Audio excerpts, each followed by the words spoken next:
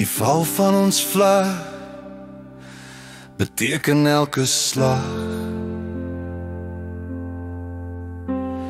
'n Mens gee nie om nie, 'n dier sien nie grense nie. Die val van die vlag is 'n bespierde dier.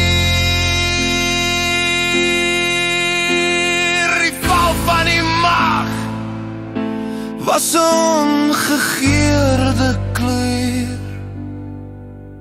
Ons hoop altyd vir 'n oormag.